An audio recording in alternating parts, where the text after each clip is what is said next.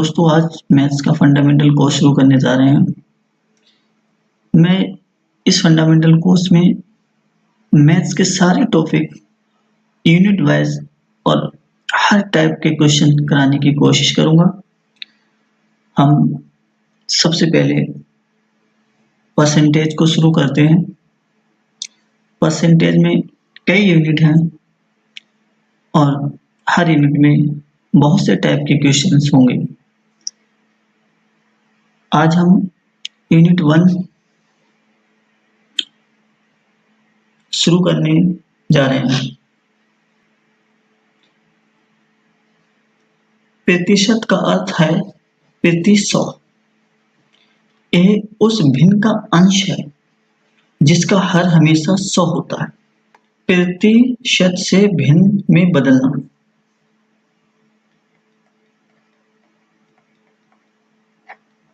प्रतिशत से भिन्न में बदलना क्या होता है कि अगर हम किसी भी संख्या को प्रतिशत में है उसे भिन्न में बदलने के लिए हम 1/100 से उस संख्या में गुणा करते हैं। कितने से गुणा करते हैं? 1/100 से गुणा करना पड़ेगा, या ऐसे मान लो 100 से भाग देना पड़ेगा। जैसे एग्जाम्पल 20% लो, 20% को हम बदलने के लिए क्या करना पड़ेगा? 20 और 1/100 कितना हो गया? 1/5। भिन्न से प्रतिशत में बदलने के लिए 100 से गुणा करते हैं। मान लो एग्जाम्पल ले लो 1/4। इसको हम प्रतिशत में बदलें तो प्रतिशत में बदलने के लिए इसमें 1/4 × 100 से गुणा करनी पड़ेगी, तो कितना आ जाएगा? 25%। कुछ ऐसे फ्रैक्शंस होते हैं जिसमें हम एग्जाम में हमें याद करना जरूरी होता है। कुछ इम्पोर्टेंट फ्रैक्शंस को मैं आपको बताऊंगा।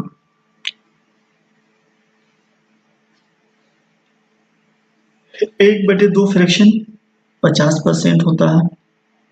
1/2 फ्रैक्शन है, इसे हम 50% 100 से गुणा करो, परसेंटेज में आ जाएगा। 1/3 33 सही 1/3%।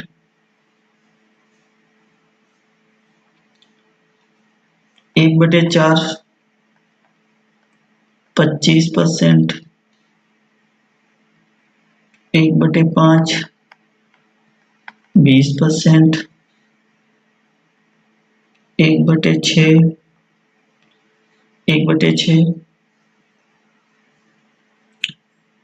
16 सही 2/3% और 1/7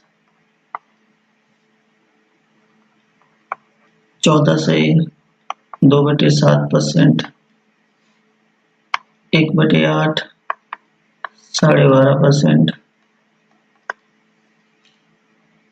ऐसे ही 1/11 को हम 9 सही 1/11। इनमें सब में 100 से गुणा करके आप निकाल सकते हो इजीली। 1/4 में 100 से गुणा करोगे तो 25 चौका 100। 1/5 में 100 से गुणा करोगे 20 पंजे 100। ऐसे ही हम 100 से गुणा करके इन सबको निकाल देते। ये कॉमन फ्रैक्शंस है। एक और लिखो 1/20 5%।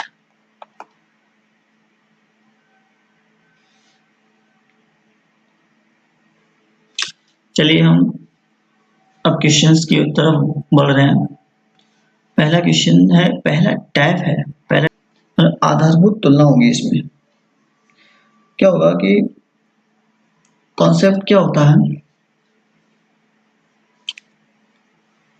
40 इज व्हाट % ऑफ 200। 40 200 का कितना प्रतिशत है? 40 200 का कितना प्रतिशत है? तो कॉन्सेप्ट क्या है कि जो हमारा 40 है, 40 और ओरिजिनल मतलब बेस 200 का कितना प्रतिशत है? प्रतिशत पूछ रहा है तो 100 से गुणा करनी पड़ेगी, ये आ जाएगा 20%। चलिए नेक्स्ट क्वेश्चन पे बढ़ रहे हैं। मतलब 800 का 12.5%। पिछले अभी मैंने आपको बताया 12.5% कितना होता है। यहाँ देखो 12.5%, ये 12.5% है जो 1/8 है। तो 12.5% 1/8, तो मतलब कि 800 का 12.5% क्या होगा? तो इसका सॉल्यूशन क्या होगा? 800 का 12.5%, 800 का 12.5%, 12.5% ऐसे लिख लो। तो 800 का 12.5% का है कितना? 1/8, 100। ये आंसर होगा इसका। फ्रैक्शन यूज करो। टैब 2 है, दूसरा टैब है वो इंक्रीज इन डिक्रीज। इंक्रीज भी हो सकता है, डिक्रीज भी हो सकता है। तो क्या है कि a number is increase by 16 से 2/3% it becomes 490। Find the original number. किसी संख्या में इतने परसेंट की वृद्धि, इतने परसेंट की वृद्धि की जाती है, वह 490 हो जाती, तो मूल संख्या बताओ। रेशियो से भी कर सकते हो ऐसे। चलिए देखते हैं कैसे करना है। चलिए देखो, अब 16 सही 2/3% कितना है? पीछे फ्रैक्शन ये बताया था, 16 सही 2/3%, 1/6 कितना होता है? 1/6। जो 6 है ये हमारा ओरिजिनल नंबर है। कितना? जी ओरिजिनल नंबर है, जो मूल संख्या पूछा है वो 6 है।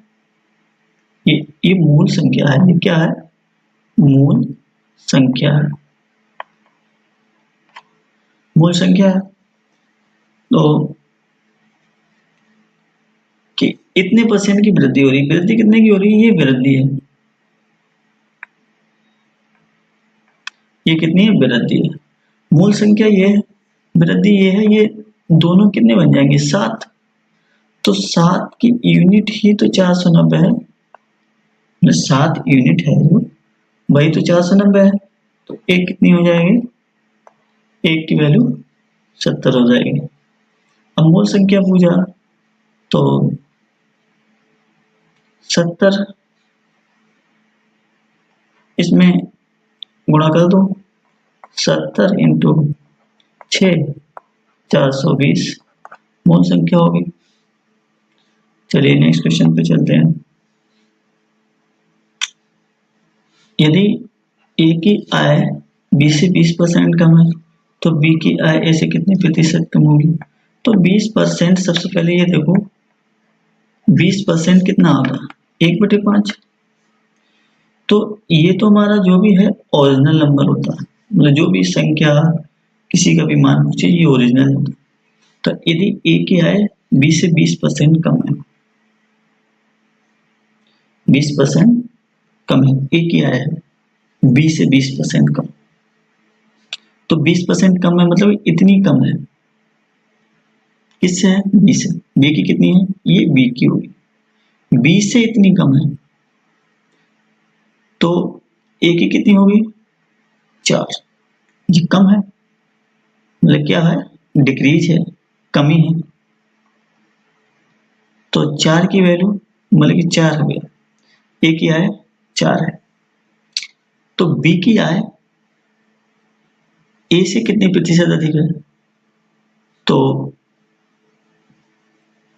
बी की 5 है, ए की 4 है, तो कितने प्रतिशत? 1/4, मतलब 1 अधिक है 4 से। 5 इंटू 100। परसेंटेज में बदलने के लिए 100 से गुणा करते हैं और फ्रैक्शन में बदलने के लिए 100 से भाग करते हैं। तो 25 चौका 100, 25% आंसर आता है।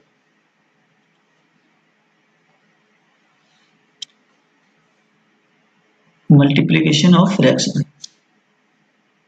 400 का 37.5% ज्ञात करें। 37.5% ज्ञात करें। अब मैं आपको बताऊं 37.5%, 37.5% इसकी फ्रैक्शन तो आपने लिखी नहीं थी, गिनी चुनी कुछ फ्रैक्शन से याद किए हैं।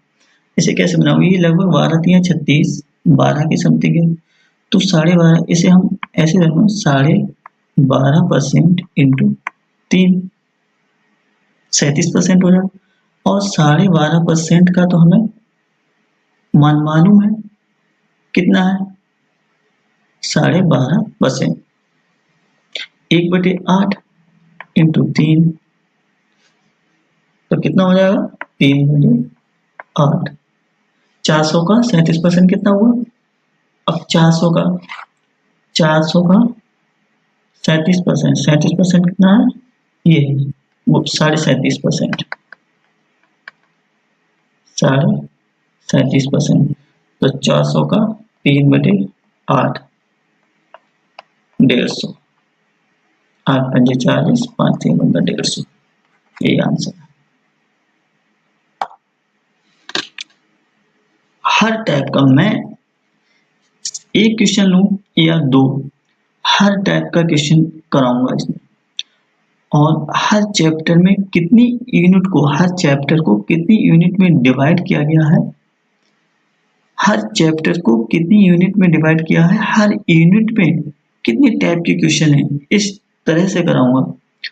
अब ये क्वेश्चन मैं हर टाइप का एक क्वेश्चन बहुत ही बेहतरीन क्वेश्चन करा रहा हूं आपको। इसी टाइप के हर टाइप के जितने भी क्वेश्चन है, इसी टाइप के जब मैं एक क्वेश्चन कराऊं, मान लो 6 क्वेश्चन है, 6 नंबर टाइप 4 का क्वेश्चन है, खपत वाले हैं, इस टाइप के जितने भी वैल्यू बदल बदल के देंगे, वरना सेम प्रोसीजर होगा आपको एग्जाम में, सिर्फ वैल्यू बदली दी जा सकती है, आप हर वैल्यू को बदल बदल के प्रैक्टिस करने की कोशिश करें, कोई भी ऐसा टाइप नहीं छूटेगा जो आपको एग्जाम में अलग दिखे।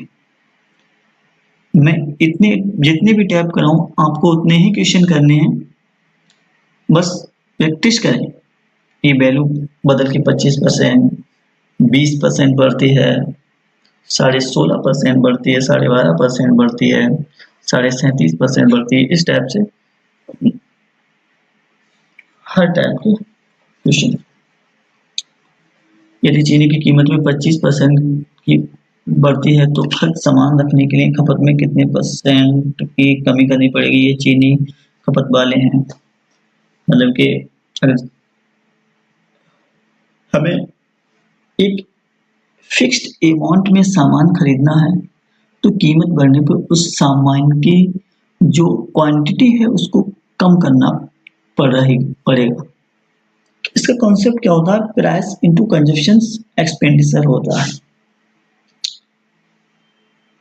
जो एक्सपेंडिचर होता है वो कांस्टेंट होता है, प्राइस होता है वो, प्राइस क्या होता है, देखो मैं बताऊं, प्राइस कंजप्शन का इनवर्सली प्रोपोर्शनल होता है। क्या होता है, इनवर्सली प्रोपोर्शनल होता है। अब प्राइस का कम, प्राइस क्या मतलब चीनी की कीमत में कितनी बढ़ोतरी होती है, 25%, कितना होता है 25% की वैल्यू होती है 1/4। अब चीनी की कीमत कितनी बढ़ गई, कीमत एक इतनी बढ़ गई है, तो जो प्राइस है वो कंजम्पशन, खर्च सामान रखने के लिए खपत में कितनी कमी करनी पड़ेगी, कंजम्पशन में कितनी कमी करनी पड़ेगी, प्राइस कितना बढ़ गया। अब एक बात बताओ, प्राइस जो है इनवर्सली प्रोपोर्शनल कंजम्पशन का, तो कंजम्पशन भी तो प्राइस का होगा उल्टा। अब कंजम्पशन प्राइस का उल्टा, प्राइस कितना बढ़ा एक, तो कितना हो गया 4 से, पहले कितना था, ये पहले था, ये बाद में है। अब पहले 4 था, बाद में 1 बढ़ गया है तो 5 हो गया, तो प्राइस कितना हो गया 1/5। तो ये वैल्यू कितनी हो जाएगी, लगभग 20%। 20% कंजप्शन करना पड़ेगा।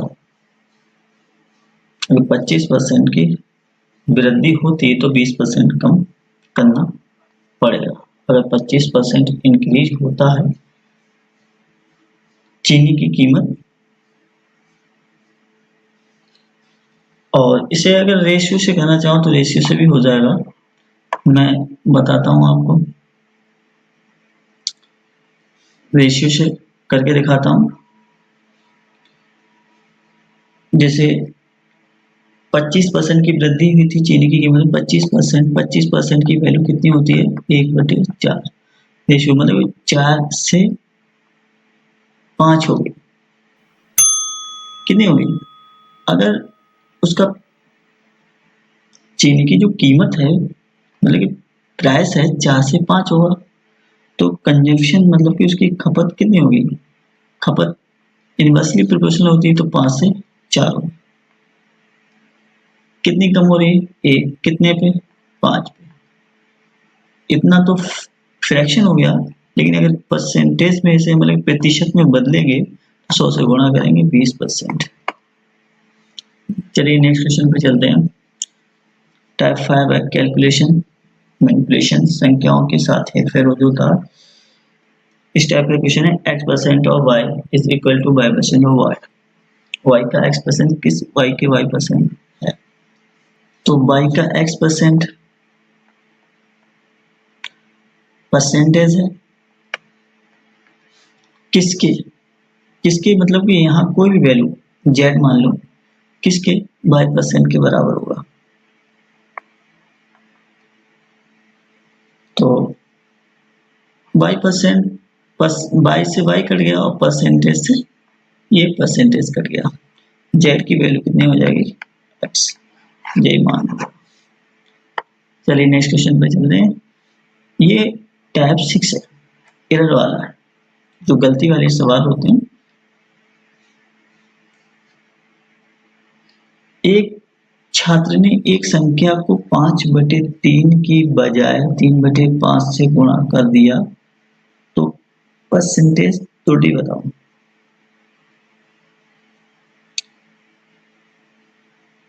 पांच बटे तीन की बजाय 3/5 से गुणा कर दिया, तो सबसे पहले क्या होता है कि 5/3 जो इसका हर होता है उसका एलसीएम ले लो।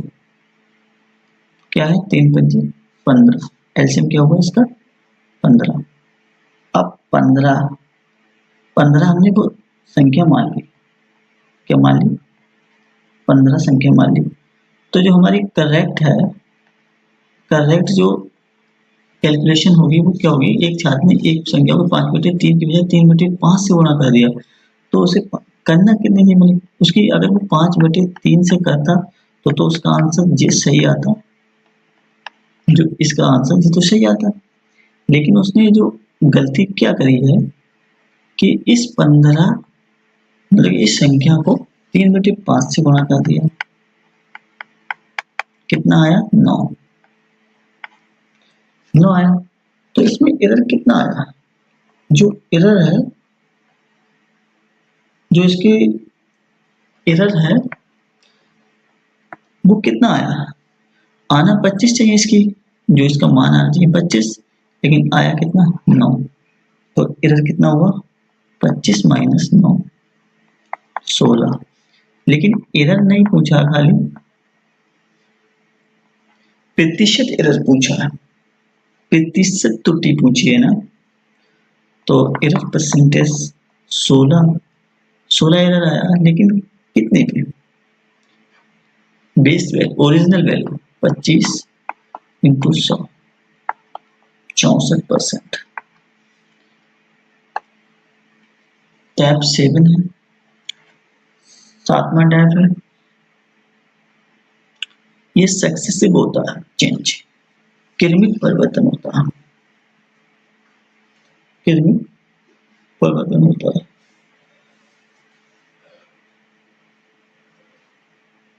दस % और 20%, एक मान में 10% और फिर 20% की वृद्धि होती है। पहले 10% की वृद्धि होती है, 10% कितनी, 1/10। 20% की वैल्यू कितनी होगी, 1/5।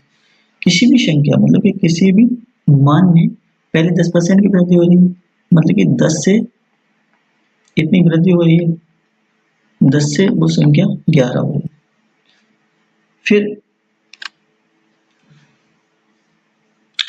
फिर कितनी हो रही है, 20% की वृद्धि हो रही है, तो 5 से 6 हो रही है, फिर दोबारा 5 से 6 हो रही है, तो वो संख्या कितनी हो रही है, इनकी एलसीएम ले लो इनका, तो 11 पंजे 55, 5 50 और 11 छंग 66। 10% की वृद्धि के बाद फिर 20% की वृद्धि के बाद संख्या 50 से 60 हो गई थी, 66 हो गई थी, 11 छक 66, 60 से 66 हो गई थी। कितनी वृद्धि हुई थी, 16, कितने पे, 50 पे। परसेंटेज एरर 32% इंक्रीज, कुल परिवर्तन इंक्रीज होगा ना।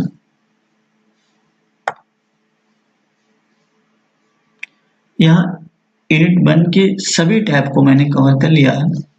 अब इसी परसेंटेज के चैप्टर में यूनिट 2, यूनिट 3, यूनिट 4, यूनिट 5 जितनी भी यूनिट होगी और हर यूनिट में कितने टाइप के सवाल बन सकते हैं, मैक्सिमम हर टाइप को मैं कवर करूंगा, चाहे उस टाइप का सिर्फ एक ही सवाल क्यों ना कराऊं, लेकिन आपको हर टाइप के सवाल कवर करके दूंगा। बस आपको क्या करना है, इन सवालों को भी प्रैक्टिस करनी है और इन सवालों में सिर्फ वैल्यू चेंज करने के बाद 25% पे अगर पूछा है इजी कैलकुलेशंस, आपको 30% 17, 17.5% इस टाइप से कैलकुलेशन करके प्रिपेयर होना है एग्जाम के लिए। मैं जितने भी टाइप कराऊंगा इससे बाहर एग्जाम में कोई भी क्वेश्चन नहीं जा सकता है, क्योंकि मैं ऑलरेडी कई एग्जाम में सिलेक्टेड हूँ। चलिए नेक्स्ट यूनिट हम